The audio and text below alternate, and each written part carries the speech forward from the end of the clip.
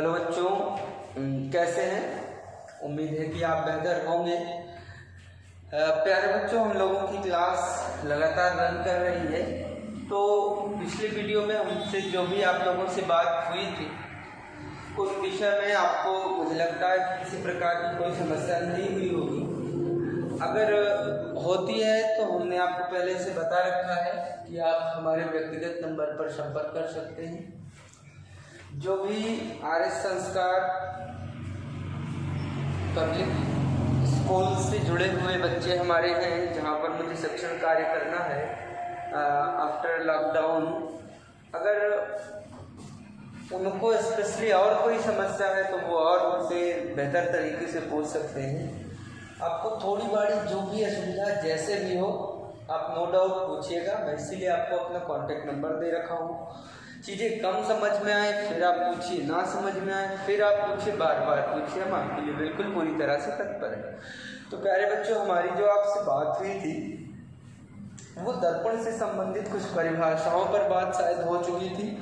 चीनी परिपाटी के नियम की हमने कुछ आपसे बातें की थी। अब आइए ध्यान देते हैं कि दर्पण से संबंधित एक आपकी और मुख्य बात आती है जिसे हम लोग बोलते हैं प्रिंसिपल फोकस।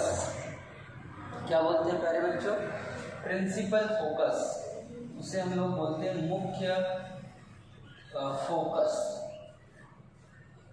देखिए, जो आपका मुख्य फोकस है, मुख्य फोकस का मतलब यह होगा कि मिरर का मुख्य भाग, मतलब कि जो हमारा दर्पण होगा उसका मेन फोकस जो होगा वो, उन चीज़ों को मैं समझा देता हूँ।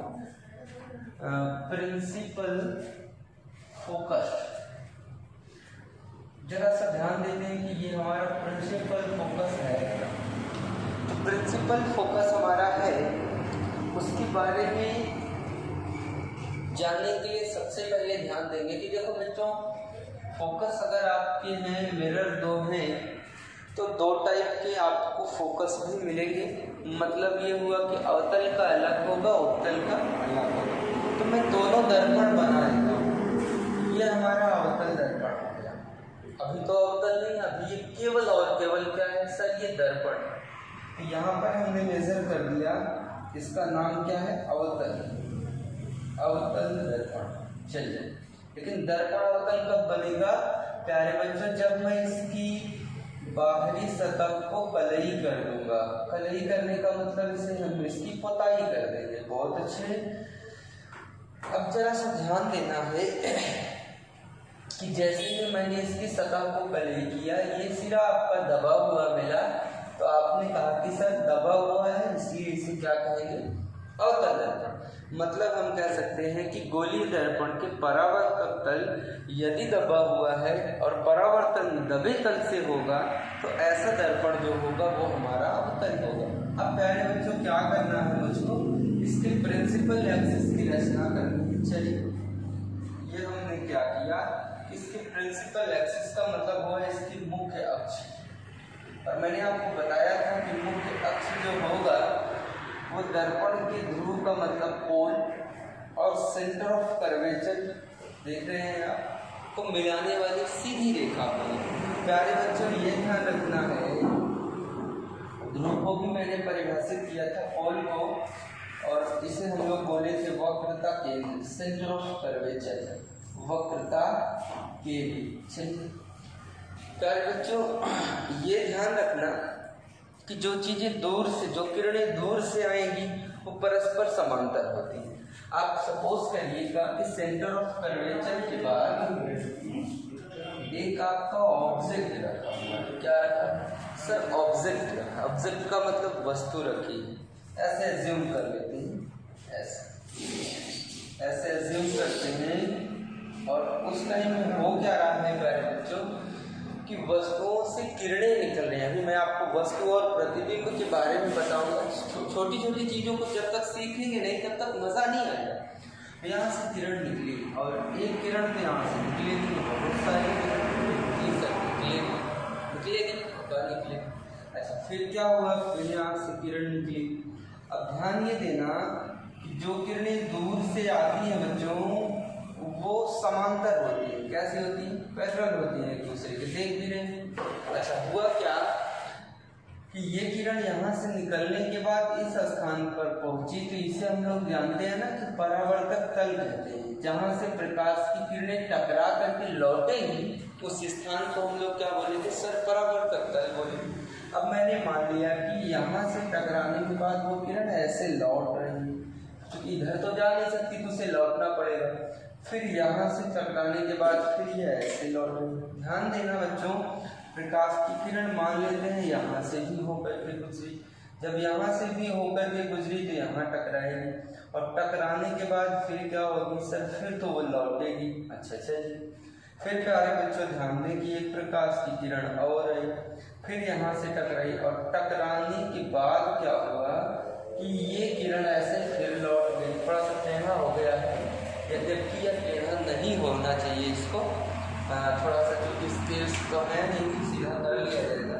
प्यारे बच्चों एक चीज़ ध्यान रखना, जो किरण पहले ये आई ये लौटी, ये गई ये लौटी, चलिए ये गई है, ध्यान दें ये भी तो किरण हो सकती है, और ऐसे लौटी, ये किरण गई ऐसे, ध्यान देना यहाँ से ये ऐसे यहाँ टकराई और ऐसे लौटी, ये किरण ऐसे टकराई और ऐसे लौटी।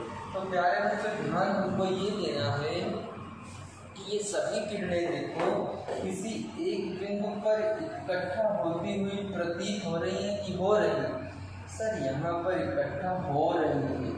ये किरणें क्या हैं, किसी एक निश्चित बिंदु पर क्या है, इकट्ठा हो रही है। तो इकट्ठा होने से आपको ये पता चल गया कि ऐसा दर्पण जिसमें प्रकाश की किरणें परावर्तक तल से टकराने के बाद किसी निश्चित बिंदु पर इकट्ठा हो जाएगी, अगर वो इकट्ठा हो रही है जिस बिंदु पर, वो आपका मुख्य फोकस कहलाएगा।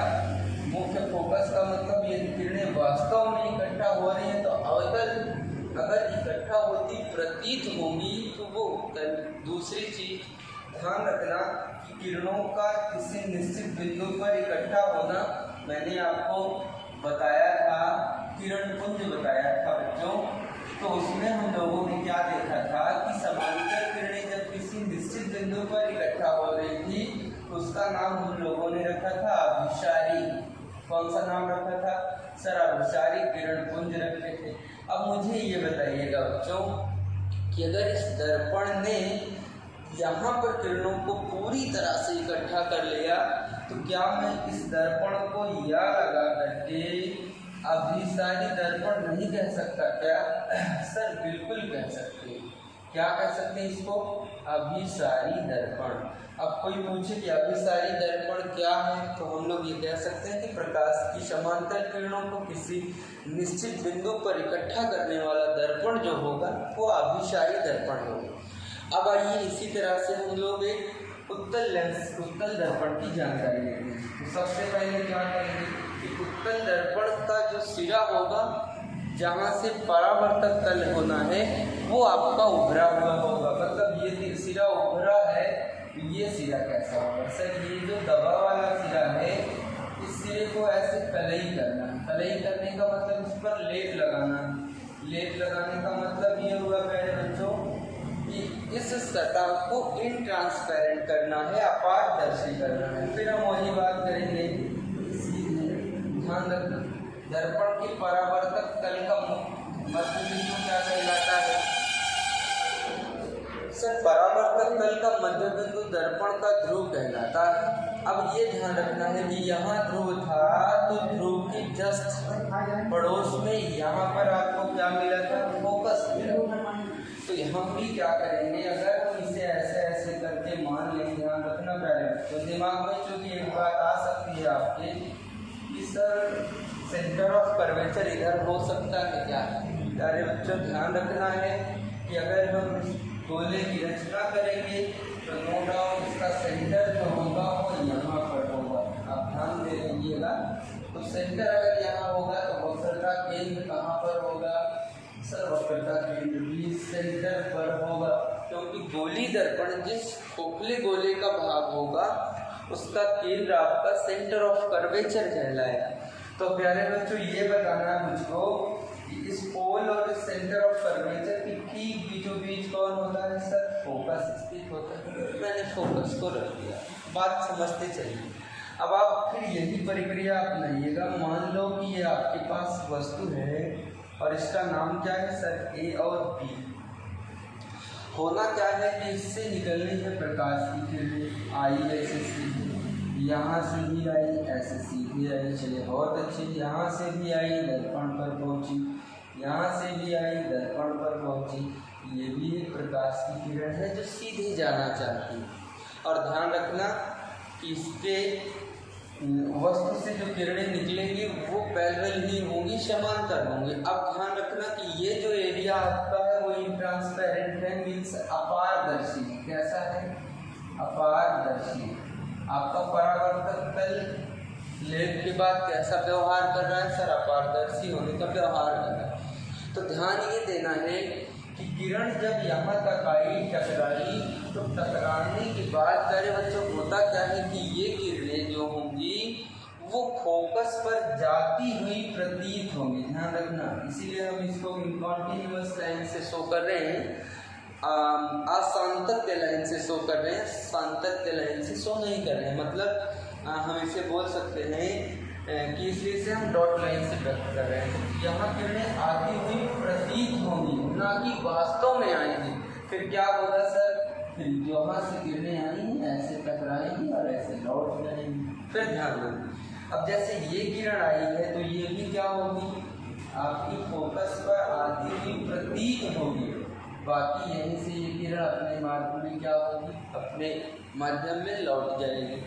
फिर बताइएगा सर कि ये वाली क्या होगी? अरे बच्चों, ये वाली भी किरण ठीक वैसा व्यवहार करेगी जैसा कि ऊपर की दोनों किरणों ने किया है।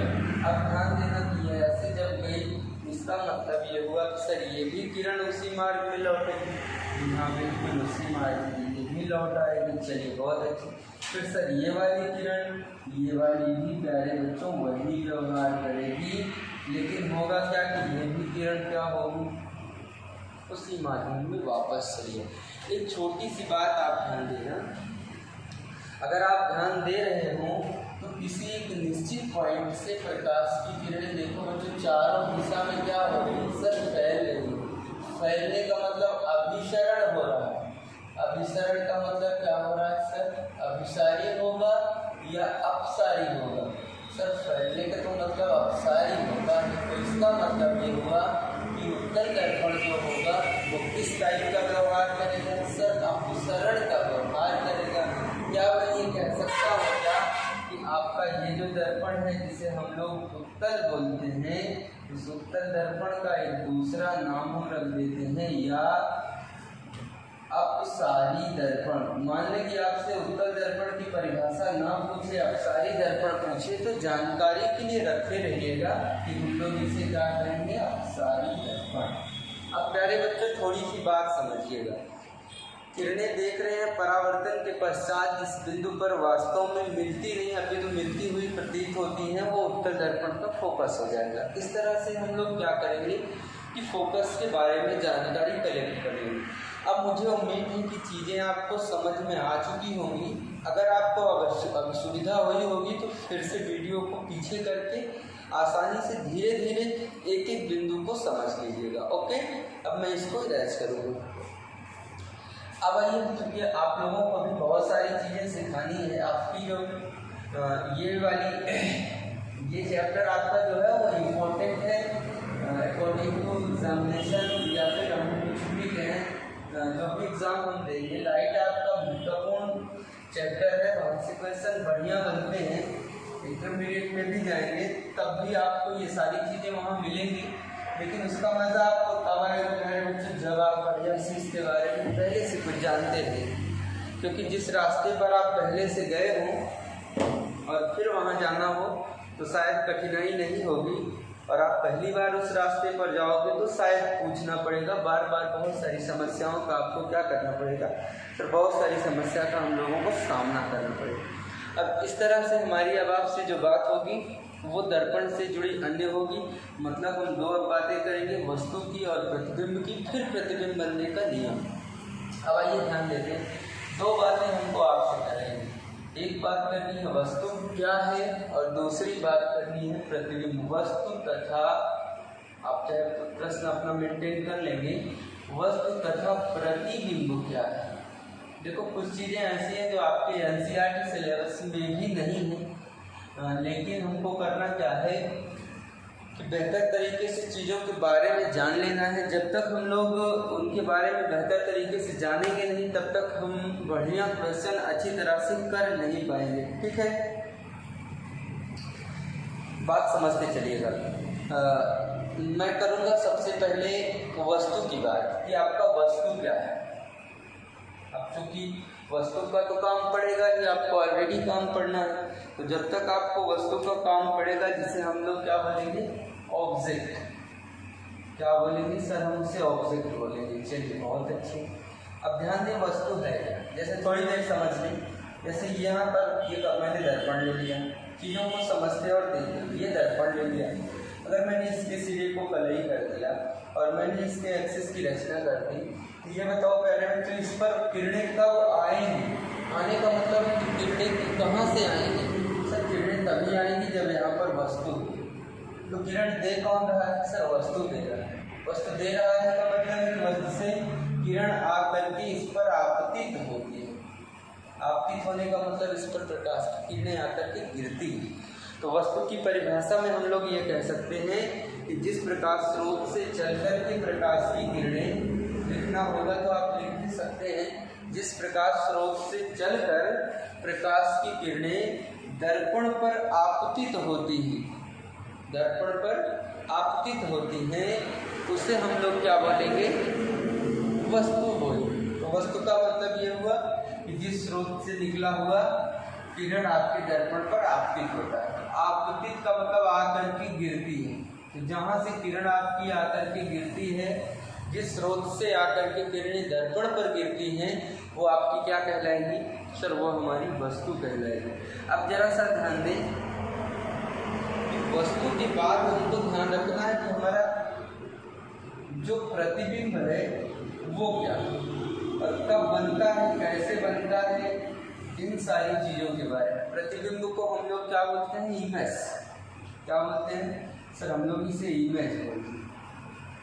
चलिए इमेज क्या है, बात मेरी समझिए। यहाँ से कौन निकल रही है सर, यहाँ से किरणें आपतित होती हैं। अब ध्यान रखना, किरणें एक होंगी क्या बच्चों सर, किरण होती तो शायद एक होती, लेकिन किरणें हैं तो बहुत हैं।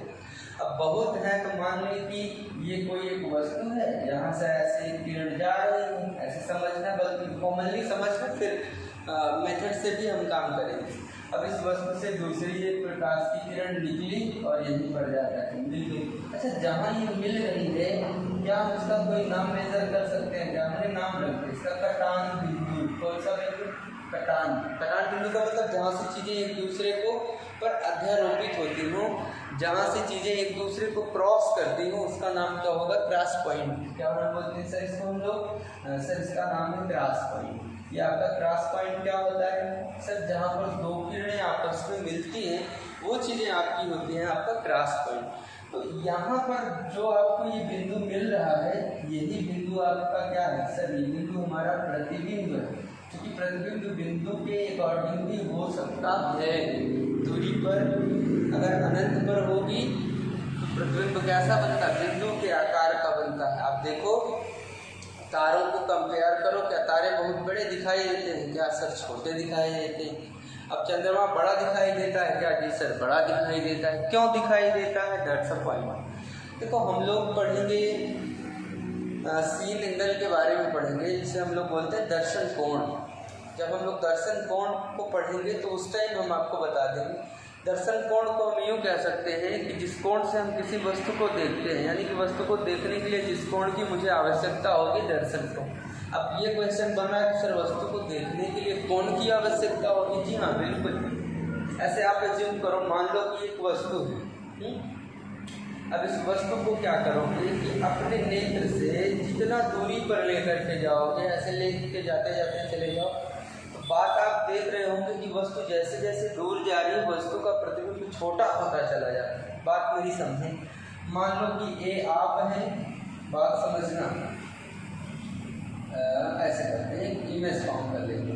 ये मान लेते हैं कि आप हैं, ठीक, और ये आपके यहाँ एक कोई रिश्तेदार आए हैं, ये वो है, ये बिल्कुल देखिए कानपुरिया जोक की तरह दोनों लोग आप हैं, एक ए है एक बी। अब ए और ये आपका जो रिश्तेदार है वो आपसे अत्यंत प्रिय है, मतलब है कि आपके लिए बहुत प्रिय है। अब क्या हुआ कि ये रिश्तेदार क्या करना चाहता है कि आपसे जाना चाहता है, बोलोगे हाँ चलिए ठीक कोई बात नहीं। अब फिर कब आओगे, बोलेगा टाइम निकलेगा तो आएंगे। लेकिन एक चीज़ ध्यान रखना, अगर आपका स्नेह इसके प्रति बहुत अधिक है, इस व्यक्ति को आप तब तक देखोगे जब तक कि यार दिखाई देना नहीं बंद हो जाएगा, ऐसा जिम किए हो। और एक चीज़ यह भी ध्यान देते होंगे कि ये व्यक्ति आपसे जैसे जैसे दूर जाता है वैसे वैसे इसका आकार जो होता है वो घटता हुआ चला जाता है। क्या आपने ऐसा महसूस किया होगा? नो डाउट आपने ऐसा महसूस किया होगा। तो वही होता है आपका दर्शन कोण। दूरी जैसे जैसे बढ़ती जाती है दर्शन कोण का मान घटता जाता है, और दर्शन कोण के मान के घटने से वस्तु का इमेज जो होता है वो छोटा बनता है। आइए मिटा दें। तो प्यारे बच्चों, प्रतिबिंब क्या है? आपकी किरणों के कटान बिंदु को, मैंने क्या भी आपको बताया, आपकी किरणों के कटान बिंदु को हम लोग बता लिए कि जहाँ पर किरणें जो आपस में मिलती हैं वहीं आपका इमेज फॉर्म होता है। अब आगे से हम चीज़ों को थोड़ा सा और मेंटेन करेंगे, बढ़ाते हुए चल रहे हैं। आप उसके बाद ध्यान रखना कि जो आपकी किरणें आपतित होंगी, आपतित होने का मतलब है कि किरणें जो आएंगी वस्तु पर पड़ने के बाद अभिसरित भी होती हैं और अपसरित होती हैं, दोनों टाइप की बातें इस पर होती हैं। तो सबसे पहले अगर हम लोग प्रतिबिंब की परिभाषा लिखना चाहते हैं तो लिख सकते हैं। लिख कैसे सकते हैं? हम बोल देंगे, क्योंकि लिखेंगे तो टाइम लगेगा। ऐसा लिख लीजिएगा कि दर्पण के तल से परावर्तन के पश्चात, बिल्कुल लिखिए, साइंटिफिक रीजन है, साइंटिफिक परिभाषा आपको डेफिनेशन जो मिलेगी ये साइंटिफिक, क्योंकि आपको बोर्ड एग्जाम में लिखना है कि प्रतिबिंब क्या है, कितने प्रकार का होता है ना। तो आइए अब हम इनको चीज़ों को अच्छे से परिभाषित कर सकते हैं। लिखिएगा, दर्पण के तल से परावर्तन के पश्चात, दर्पण के तल से परावर्तन के पश्चात प्रकाश की किरणें जिस बिंदु पर अभिसरित होती हैं, ध्यान देना वही कटान बिंदु, जिस बिंदु पर क्या होती हैं, अभिसरित होती हैं। परावर्तन के पश्चात प्रकाश की किरणें जिस बिंदु पर क्या होती हैं, अभिसरित होती हैं, अभिसरित होती हैं। अभिसरित होने का मतलब क्या था, ये ध्यान रखें। यहाँ से किरण आ रही है, यहाँ से आ रही है, यहाँ से आ रही है, यहाँ से आ रही है, यहाँ से आ रही है, किसी एक निश्चित बिंदु पर मिल रही है। क्या मिलने का मतलब है कि किरणें एक दूसरे को काट रही हैं क्या? जी हाँ, बिल्कुल। तो हम कह सकते हैं कि दर्पण पर परावर्तन के पश्चात प्रकाश की किरणें जिस बिंदु पर अभिसरित होती हैं उसे क्या कहेंगे? दर्पण का प्रतिबिंब कहेंगे। दो बातें हैं, एक तो होती हैं या तो होती हुई प्रतीत होंगी, होती प्रतीत होंगी, दोनों टाइप की बातें हैं। अगर वास्तव में हो रही है, ध्यान रखना, अगर होती है तो वो किरण आपका क्या होगा? वास्तविक होगा। अगर वो होती हुई प्रतीत होती है तो वो आपका प्रतिबिंब कैसा बनाएगा? आप बातें मेरी समझ चुके होंगी। यदि किरणें वास्तव में अभिसरित होंगी तो वास्तविक प्रतिबिंब, अगर किरणें होती हुई प्रतीत होंगी तो वो आपके आभासी प्रतिबिंब। दोनों में डिफरेंस समझ लीजिएगा। वास्तविक प्रतिबिंब की क्वालिटी है कि ये हमेशा उल्टा बनता है। कैसा बनता है सर? उल्टा बनता है। और आभासी प्रतिबिंब कैसा बनता है सर? सीधा बनता है। और एक चीज ध्यान रखना, दोनों के स्थान की अगर हम लोग बात करेंगे, जो प्रतिबिंब आपका वास्तविक होगा प्यारे बच्चों, उनका स्थान होगा मुख्य अक्ष के नीचे। कहाँ पर होगा? प्रिंसिपल एक्सिस के नीचे, मुख्य अक्ष के नीचे।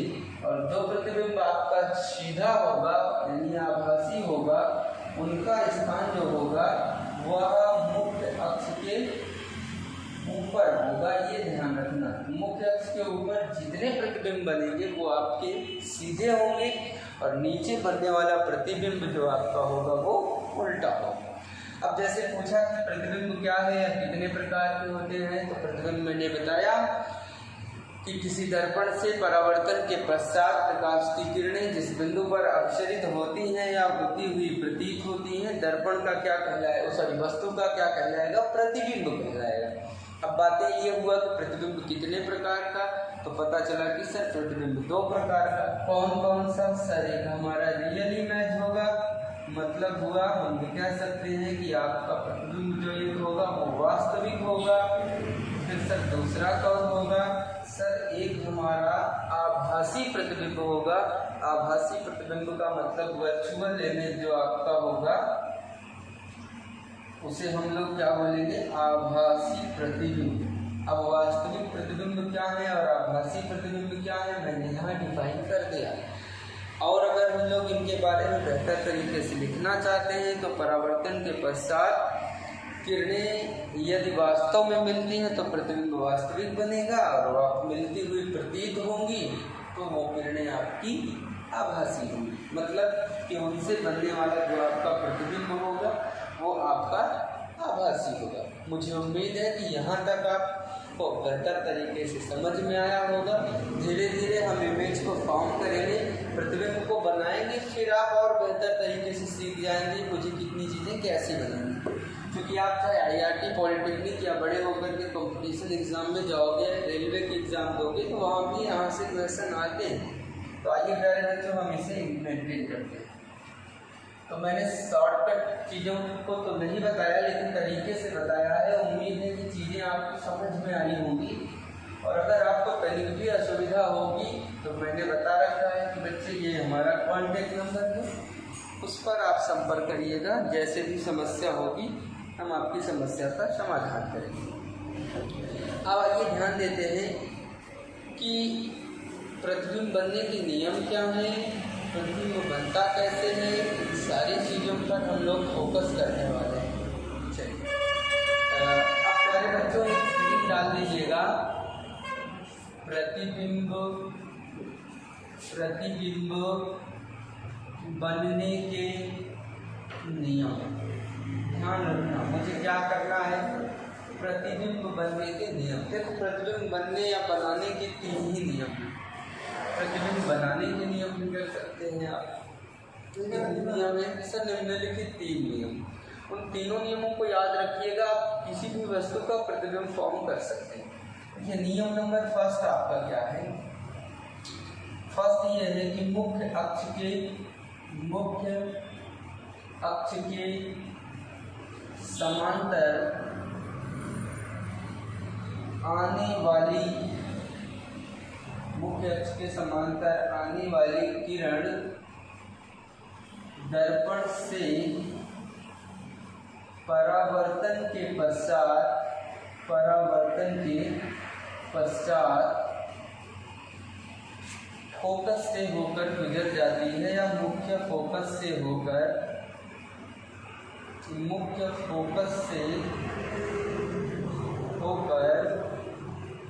गुजरती है। ये आपको चीज़ याद रहनी चाहिए। अब अगर आपको लग रहा है सर बहुत बड़ा है, ऐसे याद नहीं होना मुश्किल है, इसका मैं एक शॉर्टकट तरीका बताता हूँ, ध्यान रखो। देख लेते हैं सबसे बड़े, जैसे में देख लो एज लगा करके।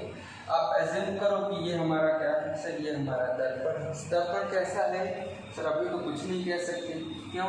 क्योंकि अभी तो कलई किया नहीं। चलो बच्चों मैंने कलई कर दिया। अब बताओ सर अब तो अवतल हो गया।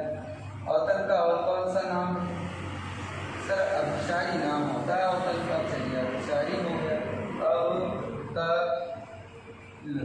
दर्पण हो गया। चलिए अब ये क्या बना सर? आपने मुख्य अक्ष बनाया। ये क्या है? P। चलिए बहुत अच्छे, बढ़िया से याद ध्यान रखिएगा। ये क्या है सर? ये तो C है। ये क्या है सर? ये तो F है, दोनों के बीच F हो। चलो इसने कहा कि मुख्य अक्ष के समांतर, देखो ये आपका मुख्य अक्ष, ठीक। इस मुख्य अक्ष के क्या किया मैंने? बिल्कुल समांतर आने वाली किरण दर्पण से परावर्तन, देखो यही किरण टकराएगी तो क्या होगी सर? टकरा करके लौटना परावर्तन कहलाता है। परावर्तन के पश्चात कहाँ से करा? दर्पण के फोकस से। तो दर्पण का फोकस कौन सा? यही तो है ना प्यारे बच्चों, ये ध्यान रखना कि दर्पण के कहाँ से होकर के गुजरेगी? फोकस से। ये ध्यान रखना जो किरण समांतर आएगी वो कहाँ से जाएगी? फोकस से। नियम 1 कंप्लीट हुआ। देखिए दूसरा नियम क्या है वो अब मैं लिखूंगा नहीं, आप लोग नोट करते चलिएगा कि जो किरणें दर्पण के फोकस से होकर के जाएंगी वो मुख्य अक्ष के समांतर हो जाएंगी, चाहे वो दर्पण अवतल हो या फिर चाहे उत्तल। तो आइए ध्यान देते हैं, चित्र बना लेते हैं। ये मैंने एक दर्पण बना लिया। चलिए बहुत अच्छे सर। ये मैंने कलई कर रखा। फिर क्या किया, ये मैंने एक्सिस बना लिया, इसको मैंने P मान लिया, इसको मैंने C मान लिया और इसको मैंने F मान लिया। अब ध्यान देते हैं सर, मैंने मान लिया कि प्रकाश की किरण क्या थी कि ऐसे इसके फोकस से होगा, ऐसे छोटे इसके ऐसे फोकस से जा रही है। तो बताया आपने कि दर्पण के फोकस से जाने वाली किरण परावर्तन के पश्चात क्या होगी, वो मुख्य अक्ष की समांतर हो जाएगी। देखिए यहाँ से गई, यहाँ टकराई होगी, यहाँ क्या हुआ होगा सर, यहाँ परावर्तन हुआ होगा और परावर्तन के बाद क्या होगी, मुख्य अक्ष के समांतर हो गई। चलिए एक बात, अब आइए तीसरी बात, दो नियम हो गए। तीसरा नियम क्या है कि सेंटर ऑफ कर्वेचर मतलब है कि वक्रता केंद्र से जाने वाली किरण उसी मार्ग का मतलब है वक्रता केंद्र, उसी मार्ग, क्वेश्चन में सी डाल रहे हैं शॉर्टकट के लिए, सेंटर ऑफ कर्वेचर, उसी मार्ग से वापस आ जाती है, वापस आ जाती है। कब वापस आती है सर, परावर्तन के पश्चात। ध्यान दें मैंने क्या किया, एक मिरर ले लिया। मिरर कैसा है हमारे बच्चों, सर मिरर हमारा जो है वो अवतल है। चलिए फिर क्या किया सर, एक मुख्य अक्ष लीजिए तो पहले बताएं। चलिए मैंने क्या किया, एक मुख्य अक्ष ले लिया। चलिए मुख्य अक्ष को किससे सर, P से। अब यहाँ से इसने क्या कहा कि ये इसका क्या है सर, इसका C है, गोला का केंद्र C, ये क्या है सर, इसका फोकस है। तो प्यारे बच्चों बताइएगा, मानते हैं कि ये आपकी एक वस्तु थी, इसका नाम क्या है AB। यहाँ से कोई किरण जा रही है, कहाँ से जाएगी सर, सेंटर ऑफ कर्वेचर से, वक्रता केंद्र से तो जाएगी। तो यहाँ क्या होगी सर, यहाँ परावर्तित होगी। तब प्यारे बच्चों यहाँ परावर्तित होगी तो यहीं से टकरा करके क्या होगी, ये किरण लौट आएगी, जिस मार्ग से आई है उसी मार्ग से वापस चली जाएगी। तो इस तरह से हमने प्यारे बच्चों आपको प्रतिबिंब बनने के नियम को मैंने बता दिया है। आपको 3 नियम मैंने बताए हैं, चीज़ों को नोट कर लीजिएगा कॉपी में बेहतर तरीके से। आगे चूँकि हम इन लोगों का डिस्कस बेहतर तरीके से करेंगे, प्रतिबिंब बनाना हम आपको सिखाएंगे, लेकिन वो प्यारे बच्चों हम उसको अपनी अगली वीडियो में सिखाएंगे, क्योंकि इतना पहले आप कवर करें। जहाँ असुविधा होगी ये कॉन्टैक्ट नंबर है, संपर्क करिएगा। सर ये चीज़ कम समझ में आई है, ठीक है बच्चों। तो मुझे उम्मीद है कि चीज़ें आपको पसंद आई होंगी। Thank you so much, see you again प्यारे बच्चों।